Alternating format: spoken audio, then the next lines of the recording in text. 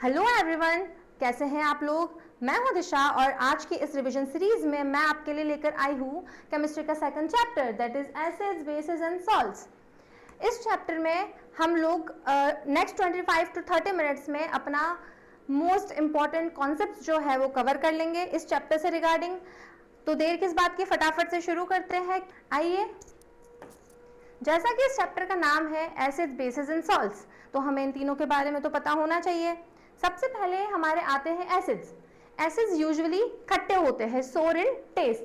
Second, acids वो होते हैं जो कि सॉल्यूशंस में जाकर H+ आयंस देते हैं, या फिर हम ऐसा बोल सकते हैं ऐसे सब्सटेंस जो कि सॉल्यूशन में जाकर H+ आयंस देते हैं वो एसिड्स है। ठीक है। नेक्स्ट, एसिड्स जो है वो ब्लू लिटमस पेपर को रेड टर्न कर देते हैं। जब लिटमस पेपर को आप डालोगे एसिड में तो वो ब्लू लिटमस पेपर जो है वो रेड कलर में कन्वर्ट हो जाएगा। पीएच की बात हम आगे करेंगे जब हम पीएच का टॉपिक देखेंगे। इसके एग्जांपल्स देख लो कुछ। HCl, एसिटिक एसिड, ये है एसिड्स के एग्जांपल। अब हमारे पास यहाँ पे दो टर्म्स होती है, स्ट्रॉन्ग एसिड्स और वीक एसिड्स। अब ये क्या है? स्ट्रॉन्ग एसिड मतलब ऐसे एसिड्स जो कि बहुत इजीली सॉल्यूशन में H+ आयंस दे देते हैं, और वीक एसिड्स ऐसे एसिड्स जो इजीली अपने आयंस नहीं दे पाते हैं सॉल्यूशंस में। फॉर एग्जांपल स्ट्रॉन्ग एसिड्स है HCl, H2SO4, HNO3, और वीक एसिड जो है हमारे एसिटिक एसिड, ऑक्सैलिक एसिड और लैक्टिक एसिड। यहाँ हमारा एसिड हमने देख लिया है। अब हम नेक्स्ट बात करते हैं बेसिस की। Now what are basis? जो बेसिस होते हैं वो कड़वे होते हैं, बिटर इन टेस्ट, और जो टच करने में ना एकदम सोपी सोपी से होते हैं, सोपी सा फील होता है। जो बेसिस है वो सॉल्यूशन में जाकर OH- आयंस रिलीज करते हैं। क्या रिलीज करते हैं सॉल्यूशन में? OH- ions. ठीक है। बेसिस जो है वो सॉल्यूशन में हाइड्रोक्साइड आयंस रिलीज करते हैं, दैट इज OH- आयंस। अब बात करें अगर लिटमस पेपर की, तो बेसिस जो है वो रेड लिटमस पेपर को ब्लू में कन्वर्ट कर देते हैं। ठीक है, तो ये कलर चेंज हमें पता होना चाहिए। अगर हम एग्जांपल्स की बात करें तो NaOH, CaOH होल ट्वाइस, ये बेसिस है। NaOH एक बहुत इंपॉर्टेंट बेस है, इसके बारे में हम आगे डिटेल में पढ़ेंगे। जैसे कि ये देखो, ये हमारा बेस है। ठीक है। अब हम अपने नेक्स्ट स्लाइड पे आते हैं। कुछ हमारे पास नेचुरल एसिड्स होते हैं। यहां हमने कुछ नेचुरल एसिड्स के नाम लिख रखे हैं। ये देखिए, विनेगर। विनेगर जो होता है उसमें हमारा एसिटिक एसिड प्रेजेंट होता है। कौन सा एसिड प्रेजेंट होता है? Acetic acid. एप्पल की अगर हम बात करें तो एप्पल में हमारा मैलिक एसिड प्रेजेंट होता है। मिल्क की बात करें, मिल्क में लैक्टिक एसिड प्रेजेंट होता है। अगर मैं एंट की बात करूं तो उसमें फॉर्मिक एसिड प्रेजेंट होता है। ग्रेप्स में टार्ट्रिक एसिड प्रेजेंट होता है, और टमेटो में ऑक्सैलिक एसिड प्रेजेंट होता है। ये इंपॉर्टेंट है। ठीक है, अभी बता रही हूं, इसको यहाँ पे देख लो कि टोमेटो में ऑक्सैलिक एसिड प्रेजेंट होता है। ये आपको याद करने हैं क्योंकि इसमें से भी क्वेश्चन जनरली आ जाता है MCQ टाइप्स में कि कौन सा एसिड किस में प्रेजेंट होता है। ठीक, अब हम नेक्स्ट स्लाइड पे चलते हैं। हमने एसिड्स बेसिस के बारे में बात कर ली। अब हमारे पास एसिड्स हमने बोल दिया कि खट्टे हैं, बेसिस के बारे में हमने बोला कि वो कड़वे होते टेस्ट में। अब क्या हम उसको हर चीज को टेस्ट कर करके देखेंगे कि क्या वो खट्टे हैं, क्या वो कड़वे हैं, एसिड है, बेस है? तो हमें कुछ तो ऐसा चाहिए ना जो हमें ये इंडिकेट कर सके कि ये एसिड है, ये बेस है। तो ऐसे केमिकल्स जो कि हमें ये इंडिकेट करते हैं बाय कलर चेंज और बाय स्मेल चेंज, उनको हम इंडिकेटर्स बोलते हैं। ठीक है, एसिड्स और बेसिस में जाकर ये हमें ये बताते हैं कि वो एसिड्स है या बेसिस है अपने कलर चेंज से। अब जो हमारे इंडिकेटर्स होते हैं वो 3 टाइप्स के होते हैं। पहला होता है नेचुरल। नेचुरल मतलब जो हमें नेचर से ऑब्टेन्ड होते हैं। सेकंड होता है सिंथेटिक। सिंथेटिक मतलब जो मेन मेड होते हैं। और ऑल्फैक्टरी इंडिकेटर्स। ऑल्फैक्टरी इंडिकेटर्स वो होते हैं जो कि अपनी स्मेल चेंज से बताते हैं कि ये एसिड है या बेस है। फॉर एग्जाम्पल इसमें होता है अनियन, वनीला एसेंस और क्लोव ऑयल। क्या होता है ना कि जब ये ऑल्फैक्टरी इंडिकेटर्स अगर एसिड्स में जाएंगे तो ये अपनी कैरेक्टरिस्टिक स्मेल को मेंटेन करके रखेंगे, लेकिन जब ये बेसिस में जाएंगे तो इनकी स्मेल लूज हो जाएगी। ठीक है, तो इससे ये बताते हैं कि कोई सब्सटेंस जो है वो एसिड है या बेस है। हमने इंडिकेटर्स की डेफिनेशन देख ली क्या होता है। अब हम बात करेंगे कुछ इंपॉर्टेंट इंडिकेटर्स की। ठीक है, देखो यहाँ पे हमारे पास कुछ इंडिकेटर्स है उनके कलर चेंजेस के साथ। पहला इसमें सबसे इंपॉर्टेंट जो होता है वो होता है लिटमस। लिटमस एक इंडिकेटर है जो कि लाइकन प्लांट से मिलता है। इसका नॉर्मल कलर जो है वो ओरिजिनल कलर इसका पर्पल होता है। जब हम इसको एसिडिक सोल्यूशन में डालेंगे तो वो रेड कलर का हो जाएगा, और जब वो बेसिक सोल्यूशन में जाएगा तो वो ब्लू कलर शो करेगा। सेकंड हमारा होता है रेड केबेज लीफ एक्सट्रैक्ट। वो एसिड में रेड कलर शो करता है और बेस में ग्रीन कलर शो करता है। थर्ड हमारा होता है फ्लावर ऑफ हाइड्रेंजिया। ये जो है एसिडिक सोल्यूशन में ब्लू कलर शो करेगा, बट बेसिक सोल्यूशन में ये पिंक कलर शो करेगा। नेक्स्ट हमारा होता है टर्मरिक। टर्मरिक तो सबके घर में होती है, देखी होगी ना, कौन से कलर की होती है? येलो कलर की। जब वो एसिडिक सोल्यूशन में जाएगी तो उसमें कोई चेंज नहीं होता, येलो का येलो ही रहेगा कलर। लेकिन जब वो बेस में जाएगी तो वो रेड कलर की हो जाएगी। देखा होगा ना, जब आप किसी कपड़े पे अगर हल्दी लग जाती है या हल्दी का दाग हो जाता है तो उस पे हम साबुन जब लगाते हैं तो वो पहले रेड कलर में कन्वर्ट होता है, क्योंकि साबुन बेसिक होता है, सोप इज बेसिक। ठीक है, तो ये जो हमारे थे ये नेचुरल इंडिकेटर्स के एग्जांपल्स थे। नेक्स्ट हम बात करते हैं सिंथेटिक इंडिकेटर्स की। पहला इसमें होता है फिनोप्थलीन। फिनोप्थलीन जो है एक कलरलेस सॉल्यूशन होता है। जब वो एसिड में जाता है तो एसिड में भी वो कलरलेस ही रहता है, उसमें कोई चेंज नहीं होता। लेकिन जब बेस की बात करें तो बेस में वो पिंक कलर शो करता है। कौन सा कलर शो करता है? पिंक। इंपॉर्टेंट है क्योंकि क्वेश्चन पूछ लिया जाता है कि एक सॉल्यूशन है, उसमें आपने फिनोप्थलीन डाला और उसका कलर पिंक हो गया, तो अब बताओ कि वो जो सॉल्यूशन था वो एसिड है या बेस है। तो आपको कलर चेंजेस अगर याद होंगे तभी तो आप बता पाएंगे ना। नेक्स्ट हमारा होता है मिथाइल ऑरेंज। ये भी एक सिंथेटिक इंडिकेटर है। मिथाइल ऑरेंज, ऑरेंज का मतलब इसका जो ओरिजिनल कलर होता है वो ऑरेंज होता है। जब वो एसिड में जाता है तो रेड कलर शो करेगा, और जब बेस में जाएगा तो येलो कलर शो करेगा। नेक्स्ट ऑल्फैक्टरी इंडिकेटर्स के एग्जांपल्स हमारे होते हैं अनियन,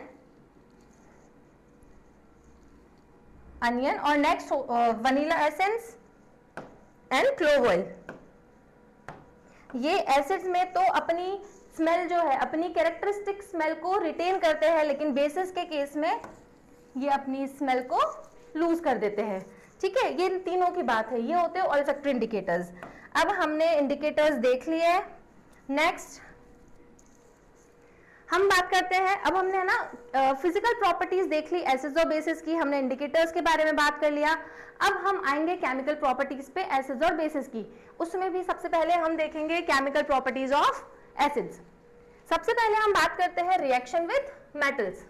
एसिड्स जब मेटल्स के साथ में रिएक्शन करेंगे तो वो सॉल्ट और साथ में हाइड्रोजन गैस प्रोड्यूस करेंगे। ठीक है, इसका एग्जांपल है जब HCl that is an acid zinc के साथ रिएक्ट करेगा तो ZnCl2 और H2 रिलीज करेगा, H2 गैस रिलीज होगी। अब एक चीज बताना, हमने अपने पिछले लेक्चर में जो पिछला चैप्टर था उसमें हमने हाइड्रोजन टेस्ट के बारे में पढ़ा था वहां पे। अब मुझे बताइए कमेंट में कि हाइड्रोजन टेस्ट क्या होता है। ये हमारे पास में अगर एक टेस्ट ट्यूब है और यहाँ पे मैंने जिंक और HCl का मिक्सचर लिया है। अब हमारी जो रिएक्शन हो रही होगी उसमें मुझे एक सॉल्ट मिल रहा होगा और उसके अलावा यहाँ पे हाइड्रोजन गैस रिलीज हो रही होगी। अब अगर मैं एक बर्निंग मैचिस स्टिक या बर्निंग कैंडल को यहाँ पर लेकर आऊं तो हाइड्रोजन गैस जो है वो पॉप साउंड के साथ बर्न होगी। क्या होगा? हाइड्रोजन गैस पॉप साउंड के साथ बर्न होगी। ठीक है, ये याद होना चाहिए आपको। नेक्स्ट अगर मैं बात करूं, नेक्स्ट हम रिएक्शन की जो देख रहे हैं वो है reaction of acids with metal carbonate और मेटल हाइड्रोजन कार्बोनेट। जब एसिड मेटल कार्बोनेट या फिर मेटल हाइड्रोजन कार्बोनेट के साथ में रिएक्शन करेगा तो हो सॉल्ट, कार्बन डाइऑक्साइड और वाटर बनाएगा। ठीक है, क्या बनाएगा? सॉल्ट, कार्बन डाइऑक्साइड और वाटर। इसका एग्जांपल देख लीजिए, जब HCl Na2CO3, Na2CO3 is sodium carbonate, उसके साथ रिएक्शन करेगा तो NaCl sodium chloride plus CO2 plus H2O release करेगा। और जब HCl की रिएक्शन हम सोडियम बाइकार्बोनेट के साथ करवाते हैं NaHCO3, तो NaCl साथ में CO2 और H2O रिलीज होगी।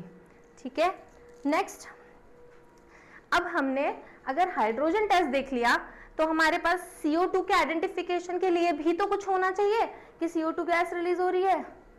इसके लिए हमारे पास एक टेस्ट होता है CO2 टेस्ट, इसको हम लाइम वाटर टेस्ट भी बोलते हैं। क्या बोलते हैं? Lime water test.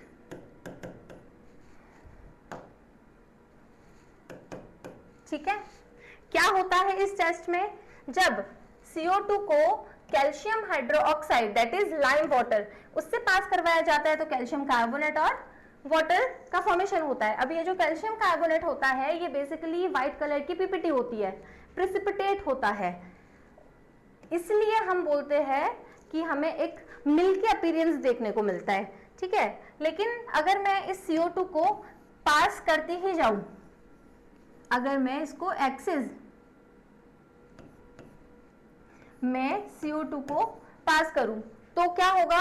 तो ये जो है कैल्शियम हाइड्रोजन कार्बोनेट में कन्वर्ट हो जाएगा और ये जो हमारी मिल्कीनेस है वो डिसअपियर हो जाएगी। तो इस रिएक्शन में बेसिकली हो क्या रहा है, जब आपने लाइम वाटर से CO2 को पास कराया तो एक मिल्की अपीयरेंस आया और जब एक्सेस CO2 पास करवाए तो मिल्की अपीयरेंस हट गया। ये होता है हमारा CO2 टेस्ट। नेक्स्ट हम बात करें रिएक्शन विथ मेटालिक ऑक्साइड्स। अब क्योंकि हम ये चैप्टर पहले पढ़ चुके हैं तो हमें ये चीज पता होनी चाहिए कि जो मेटल ऑक्साइड्स होते हैं वो बेसिक इन नेचर होते हैं। बेसिक इन नेचर, अगर ये बेसिक है तो अगर मेटल ऑक्साइड्स बेसिक है, ये एसिड्स के साथ रिएक्शन कर रहे हैं तो ये क्या फॉर्म करेंगे? सॉल्ट और वाटर। ये रिएक्शंस आपको पता होगा कि एसिड और बेस की रिएक्शन है, एसिड बेस मिलकर के सॉल्ट और वाटर बनाते हैं और इस रिएक्शन को हम न्यूट्रलाइजेशन रिएक्शन बोलते हैं। ठीक है, इसका एग्जांपल देख लीजिए, CaO मेटल ऑक्साइड है, एसिड के साथ रिएक्शन किया, सॉल्ट और वाटर का फॉर्मेशन, इसको हम क्या बोलेंगे?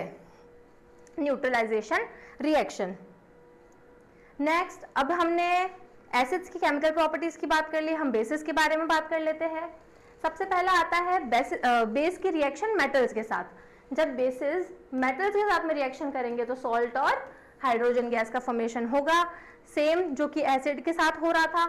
इसका एग्जांपल देख लीजिए, जब बेस जिंक के साथ रिएक्शन हो रहा है NaOH का, तो यहाँ पे हमारे पास में सोडियम जिंकेट और हाइड्रोजन गैस रिलीज हो रही है। नेक्स्ट हम बात करते हैं reaction with non metallic oxides.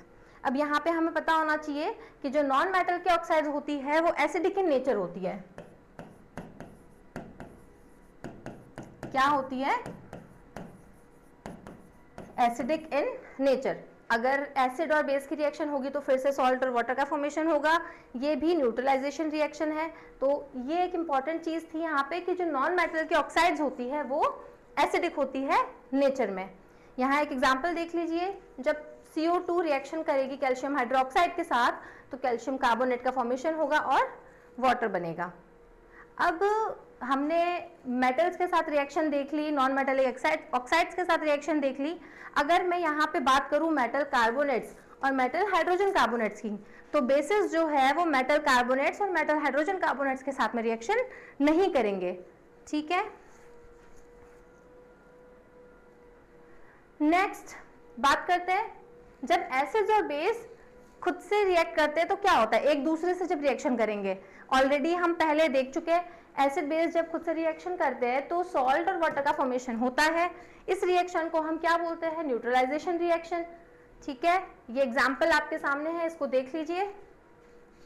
अब एक चीज यहाँ पे आती है कि क्या जब एसिड बेस रिएक्ट करके सॉल्ट बनाते हैं तो वो सॉल्ट हमेशा न्यूट्रल होता है? बताइए, होता है क्या? कमेंट बॉक्स में बताइए मुझे कि क्या वो सॉल्ट हमेशा न्यूट्रल होता है कि नहीं होता है। अगर हमारे पास में स्ट्रॉन्ग एसिड होगा और वीक बेस होगा तो उस केस में हमारा जो सॉल्ट बनेगा वो एसिडिक होगा और वाटर का फॉर्मेशन होगा। जब हमारे पास वीक एसिड होगा और बेस अगर स्ट्रॉन्ग है तो यहाँ पे कौन डोमिनेट कर रहा है? ऑब्वियसली बेस, तो सॉल्ट हमारा बेसिक बनेगा और साथ में वाटर का फॉर्मेशन तो हो ही रहा है। अगर मेरे पास में एसिड और बेस दोनों स्ट्रॉन्ग है तो उस केस में न्यूट्रल सॉल्ट का फॉर्मेशन होगा, और अगर एसिड और बेस दोनों ही वीक है तो उस केस में भी न्यूट्रल सॉल्ट का फॉर्मेशन होगा। नेक्स्ट बात करते हैं डाइल्यूशन की। डाइल्यूशन ऑफ एसिड्स, ये एक बहुत इंपॉर्टेंट कॉन्सेप्ट है। डाइल्यूशन बेसिकली होता क्या है? जब हमें एसिड या बेस को थोड़ा सा कम स्ट्रॉन्ग बनाना है, उसमें पानी मिक्स करना है। आगे हम बात करते हैं डाइल्यूट एसिड्स और कंसंट्रेटेड एसिड। हमारे पास दो टर्म्स होती है। डाइल्यूट एसिड जहां पर एसिड जो है उसका कंसंट्रेशन कम होता है, मतलब एसिड कम मात्रा में होता है और वाटर जो है वो ज्यादा होता है, और कंसंट्रेटेड एसिड मतलब जहां एसिड ज्यादा होगा और वाटर कम होगा। ठीक है। नेक्स्ट एक हमारे पास चीज होती है कि हम किस तरीके से एसिड को डाइल्यूट करते हैं। कौन सा मेथड है ये आप बताइए? क्या मैं एसिड लूं और उसमें डायरेक्टली वाटर डाल लूं, या फिर मैं वाटर लूं एक बीकर में और उसमें एसिड डालूं? तो हमारा जो करेक्ट मेथड होता है वो होता है कि हम एक बीकर में वाटर लेंगे और उसमें धीरे धीरे से करके एसिड डालेंगे और साइड बाय साइड उसको स्टर करते रहेंगे। हमें ये बिल्कुल भी नहीं करना है कि एसिड में डायरेक्टली वाटर डाल दो, मतलब ज्यादा अमाउंट में एसिड और उसमें वाटर डालो, क्योंकि बच्चे ये जो रिएक्शन है ये बहुत ज्यादा एक्सोथर्मिक होती है। एक्सोथर्मिक मतलब हीट रिलीज होती है, और ये इतनी ज्यादा एक्सोथर्मिक है कि इससे जो एसिड है वो स्प्लैश आउट हो सकता है, ये जो कंटेनर है वो टूट सकता है। तो हमें सही जो मेथड होता है डाइल्यूशन का वो फॉलो करना है। ठीक है। और एक चीज देखिएगा कि जो स्ट्रॉन्ग एसिड्स और वीक एसिड्स होते हैं उसमें एक ही डिफरेंस होता है कि स्ट्रॉन्ग एसिड्स जो है वो इजीली H+ आयंस दे देते हैं सॉल्यूशन में, और वीक एसिड्स जो है वो इजीली H+ आयंस नहीं दे पाते हैं। ठीक। नेक्स्ट हम बात करते हैं strength of acids and bases की। ये जो है ये यूनिवर्सल इंडिकेटर के थ्रू चेक करी जाती है। यूनिवर्सल इंडिकेटर क्या होता है कि ये डिफरेंट सब्सटेंसेस से मिलके बना होता है, डिफरेंट इंडिकेटर्स से मिलके बना होता है, और ये डिफरेंट H+ की कंसंट्रेशन पे अलग अलग कलर शो करता है।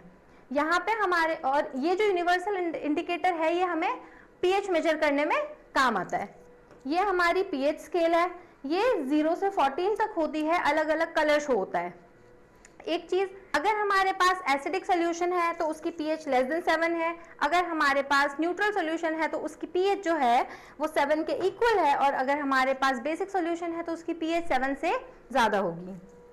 नेक्स्ट बात करते हैं हम कि एसिड बेसिस वाटर में कैसे, क्या नेचर शो करते हैं, कैसे होते हैं। अब जो एसिड्स है वो वाटर में H+ आयन प्रोड्यूस करते हैं।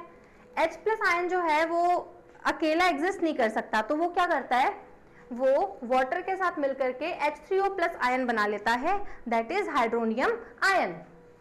ये आपको पता होना चाहिए, कहीं पे कंफ्यूज मत हो जाना। अगर H+ और H3O+ दोनों आ जाए तो बेसिकली वो दोनों सेम चीज है। बेसिस की मैं बात करूं तो वो OH- आयंस रिलीज करते हैं सोल्यूशन में, जैसे कि अगर NaOH है वो वाटर में जाएगा तो Na+ और OH- में डिसोसिएट हो जाएगा। जितने भी एसिड्स है वो H+ आयंस रिलीज करेंगे, बेसिस जो है वो OH- आयंस रिलीज करेंगे। Next slide. अब हमने pH के बारे में देख लिया, अब हम ये देखते हैं कि pH का हमारी एवरीडे लाइफ में क्या इंपॉर्टेंस है। पहला होता है डाइजेशन में। हमारे स्टमक में हाइड्रोक्लोरिक एसिड प्रेजेंट होता है, तो उसका pH अगर बराबर नहीं रहा तो उससे हमें इंडाइजेशन की प्रॉब्लम होती है, एसिडिटी की प्रॉब्लम होती है, जिसके लिए हम माइल्ड बेसिस जो है वो कंज्यूम करते हैं उसको ट्रीट करने के लिए। सेकंड होता है सॉइल। अगर सॉइल की एसिडिटी या बेसिसिटी बढ़ जाती है तो उसके लिए हमें उसका अपोजिट, अगर उसकी एसिडिटी बढ़ गई तो हमें बेस डालना पड़ेगा उस सॉइल को ट्रीट करने के लिए। अगर मैं बात करूं टूथ डीके की, टूथ डीके क्या होता है कि अगर हमारे जो माउथ है उसका pH जो है वो कम हो जाता है तो उसमें एसिड नेचर बढ़ जाता है, एसिडिटी बढ़ जाती है, तो इसलिए हम ऐसा बोलते हैं कि हमें दिन में 2 बार ब्रश करना चाहिए। क्यों? क्योंकि हमारे टूथपेस्ट में बेसिक चीजें प्रेजेंट होती है, बेस प्रेजेंट होता है, जिसकी वजह से हमारा माउथ का जो न्यूट्रलाइज रहता है, अगर मैं ब्लड की बात करूं तो ब्लड का पीएच जो है वो 7 to 7.8 के बीच में रहना चाहिए। It is a little base की तरफ। नेक्स्ट, अगर प्लांट्स एंड एनिमल्स की बात करें तो उनको भी एक पर्टिकुलर पीएच चाहिए होता है सर्वाइव करने के लिए। मैं अगर बी स्टिंग्स की बात करूं तो वो एसिडिक होती है। जब बी आपको स्टिंग करती है तो वो एक एसिड रिलीज करती है आपकी बॉडी में। उसको न्यूट्रलाइज करने के लिए हम बेकिंग सोडा या किसी भी बेस का यूज कर सकते हैं। नेक्स्ट हमारा होता है एसिड रेन। एसिड रेन तो हम बहुत पहले से पढ़ते हुए आ रहे हैं। जो हमारे गैसेस होती है CO2, SO2, NO2, वो जब वाटर के साथ मिक्स होती है और बारिश की फॉर्म में नीचे आती है, रेन की फॉर्म में, तो वो हमारी एसिड रेन होती है। ठीक है। नेक्स्ट, यहाँ तक हम अपना पहले का पोर्शन कवर कर चुके हैं। ये हमारा लास्ट टॉपिक है, दैट इज सॉल्ट्स। सॉल्ट्स की मैं बात करूँ तो सॉल्ट्स जो है वो एक आयनिक कंपाउंड होते हैं और कैसे फॉर्म होते हैं, एसिड और बेसिस के रिएक्ट करने से सॉल्ट और वाटर बनता है। तो ऐसे होता है सॉल्ट का फॉर्मेशन। ये आयनिक कंपाउंड्स है, आयनिक बॉन्ड के थ्रू जुड़े हुए होते हैं। ये चीज हमने ऑलरेडी देख ली है कि कौन सा एसिड जो है वो कौन सा सॉल्ट जो है वो एसिडिक है, कौन सा सॉल्ट बेसिक होगा और कौन सा न्यूट्रल होगा। इसमें पहला हमारा आता है NaCl। पहला सॉल्ट जिसकी हम बात करेंगे वो है NaCl, सोडियम क्लोराइड, जिसको बेसिकली हम नमक बोलते हैं। न्यूट्रल सॉल्ट होता है, कैसे बनता है, HCl और NaOH के रिएक्शन से NaCl और वाटर बनता है। कहाँ मिलता है, sea waters and rock salt deposit से मिलता है। और इसका यूज क्या होता है, food seasonings, raw material for chemicals like NaOH, baking soda and more. Next, अगर मैं बात करूं कि इस NaCl से हमें और कौन कौन से सॉल्ट्स मिलते हैं, हमें कौन कौन से सॉल्ट्स देखने हैं, that is NaOH, bleaching powder, baking soda, washing soda and plaster of Paris. इन पांचों के बारे में हमें देखना है। यहाँ पर सोडियम हाइड्रोक्साइड की फॉर्मेशन देखते हैं सबसे पहले हम फर्स्ट वाले सॉल्ट की। इसका ये कैसे बनता है, when electricity is passed through an aqueous solution of NaCl, जिसको हम ब्राइन भी बोलते हैं, ब्राइन वाटर, तो वो डिकम्पोज होकर के NaOH में टूट जाता है। ऐसे होता है NaOH का फॉर्मेशन। इस प्रोसेस को हम क्लोर एल्कली प्रोसेस भी बोलते हैं। अब यहाँ पे एक डायग्राम है, इसको देख लीजिए, इससे आपको क्लोर एल्कली प्रोसेस बहुत अच्छे से समझ में आएगा। यहाँ पे हमने बेसिकली इस बीकर में नमक का पानी लिया है, जिसको हम ब्राइन वाटर बोल रहे हैं, और हमने एनोड और कैथोड से इसको कनेक्ट किया है। यहाँ पे इलेक्ट्रिसिटी पास करवा रहे हैं। तो अब क्या होगा कि एनोड पे तो हमारी Cl2 गैस रिलीज होगी, यहाँ जो कैथोड है उस पे हमारी H2 गैस रिलीज होगी, और यहाँ जो कैथोड है उसके पास से हमारे पास NaOH निकल जाएगा। तो हमें बेसिकली चाहिए क्या था, NaOH तो चाहिए था, उसी को तो हम क्लोर एल्कली प्रोसेस करवा रहे थे NaOH के फॉर्मेशन के लिए। इस तरीके से NaOH का फॉर्मेशन होता है, और इसके कुछ यूजेस यहाँ पे दे रखे हैं, इसके जो प्रोडक्ट्स है उसके यूजेस दे रखे हैं, और वो इम्पॉर्टेंट है क्योंकि यहाँ से एक ना एक क्वेश्चन आ जाता है कि जो क्लोर एल्कली प्रोसेस है उसके जो प्रोडक्ट्स बने हैं उसके यूजेस बताओ। नेक्स्ट, सॉल्ट की हम बात करते हैं, वो होता है ब्लीचिंग पाउडर। क्या होता है, CaOCl2 कैसे प्रोड्यूस होता है, जब क्लोरीन की रिएक्शन ड्राई कैल्शियम हाइड्रोक्साइड के साथ होती है तो हमारे पास CaOCl2 और वाटर प्रोड्यूस होता है। इसके कुछ यूजेस है, कहाँ कहाँ यूज होता है, कॉटन और लिनन की ब्लीचिंग में यूज होता है। ब्लीचिंग मतलब कलर का उड़ना। जैसे अगर हम बालों पे भी कलर करवाते हैं तो उसमें सबसे पहले ब्लीच किया जाता है, पहले वो कलर उड़ाया जाता है, उसके बाद दूसरा कलर चढ़ाया जाता है। इसका और कहाँ यूज है, इन वुड फैक्ट्रीज, मतलब wood pulp in paper factories, oxidising agent in chemical industries और डिसइंफेक्टिंग ड्रिंकिंग वाटर। नेक्स्ट हमारा आता है बेकिंग सोडा। क्या होता है, NaCO3 कैसे फॉर्म होता है, NaCl plus H2O form CO2 plus NaCl, H2O, CO2 और NH3 जब रिएक्ट करते हैं तो NH4Cl और NaHCO3 का फॉर्मेशन होता है। शायद आपको देखने में प्रॉब्लम आ रही होगी यहाँ पे, तो हम इसको थोड़ा जूम आउट कर लेते हैं। ठीक है, ये जो होता है ये माइल्ड नॉन कोरोसिव बेस होता है, और इसको जब हीट किया जाता है तो क्या होता है, Na2CO3 और H2O और CO2 रिलीज होती है। आपने देखा होगा कि हम अपने घरों में जब केक या फिर ब्रेड को बेक करने के लिए डालते हैं तो हम बेसिकली क्या कर रहे हैं, हम उसको हीट प्रोवाइड कर रहे हैं। तो जब हीट प्रोवाइड करेंगे तो वो टूट जाएगा और CO2 प्रोड्यूस करेगा, ठीक है। और इसी CO2 की वजह से हमारी जो केक्स है या ब्रेड्स है वो स्पॉन्जी से फील होते हैं। और इसका कहाँ यूज है, इसके अलावा एज एन एंटासिड, मतलब एंटासिड में किसी इंग्रेडिएंट के तौर पे ये यूज आ सकता है क्योंकि ये बेस है, माइल्ड बेस है। Used in soda acid fire extinguishers. Next जो हम बात करते हैं, हमारा अगला जो सॉल्ट है that is washing soda. Washing soda हमारा होता है Na2CO3.10H2O। कैसे फॉर्म होता है, जब हम सोडियम कार्बोनेट को के साथ में अगर 10H2O को डालेंगे तो हमारे पास Na2CO3.10H2O का फॉर्मेशन होगा। अब ये कोई सॉल्यूशन नहीं बन रहा है, ये बेसिकली वाटर ऑफ क्रिस्टलाइजेशन है। क्या होता है कि जो केमिकल फॉर्मूला होता है उसके साथ ये वाटर के जो मॉलिक्यूल्स है वो आके जुड़ जाते हैं और इसी वजह से क्रिस्टल्स का फॉर्मेशन होता है। इसका यूज कहाँ कहाँ है, in glass, soap and paper industry, borax के मैन्युफैक्चर में, cleaning agent for domestic purpose. Cleaning agent तो ऑब्वियसली होगा, इसका नाम से पता चल रहा है, washing soda for removing permanent hardness of water. Next बात करते हैं, हमारा जो लास्ट सॉल्ट है that is plaster of Paris, calcium sulphate hemihydrates. क्या होता है इसका फॉर्मूला, CaSO4.12H2O। ये देखिए, अब ये आपको दिख रहा होगा इजीली। ये कैसे बनता है, हमारे पास एक सब्सटेंस होता है जिप्सम। जिप्सम क्या होता है, CaSO4.2H2O। जब उसको हम 373 केल्विन पे हीट करते हैं तो वो अपने वाटर मॉलिक्यूल्स को लूज कर लेता है और प्लास्टर ऑफ पेरिस बना देता है, ठीक है। अगर जो प्लास्टर ऑफ पेरिस हमारा है CaSO4.12H2O, अगर हम उसको फिर से वाटर मॉलिक्यूल के साथ में वो रिएक्ट करेगा तो वो फटाफट से फिर से जिप्सम में कन्वर्ट हो जाएगा। इसके यूजेस क्या है,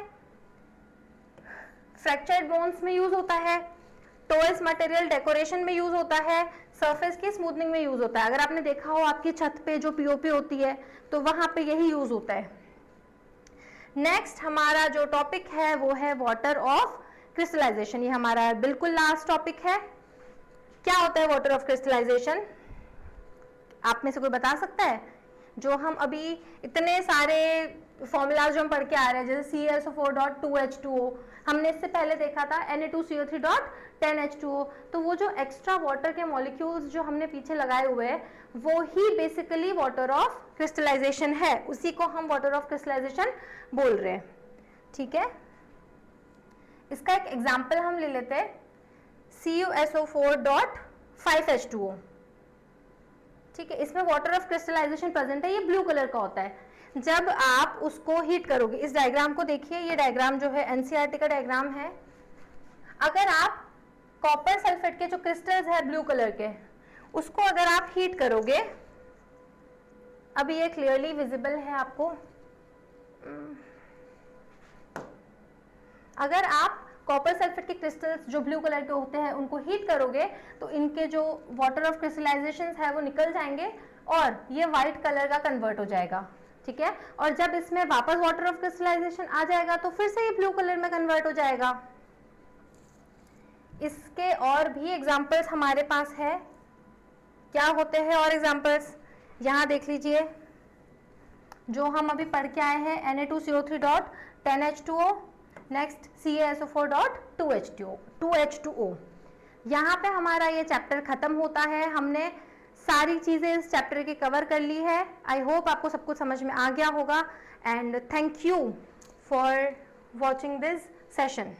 तो हमने इस चैप्टर को पूरी तरीके से खत्म कर लिया है। सारे इंपॉर्टेंट कॉन्सेप्ट, सारे जो टॉपिक्स थे वो हमने कवर कर लिए। अब आप लोगों के लिए एक क्वेश्चन है, ये क्वेश्चन 2020 और 2023 में आया हुआ है, पूछा हुआ है बोर्ड्स ने। इसका जो आंसर है वो आप मुझे कमेंट में लिख के बताइएगा। विच acid is present in a tomato, tomato में कौन सा एसिड प्रेजेंट होता है, ये आप मुझे कमेंट बॉक्स में लिखिएगा। अब आगे मैं आपके लिए लेकर आऊंगी इस चैप्टर के जो इंपॉर्टेंट क्वेश्चंस है जो प्रीवियस ईयर रिपीट हुए हैं वो। So thank you.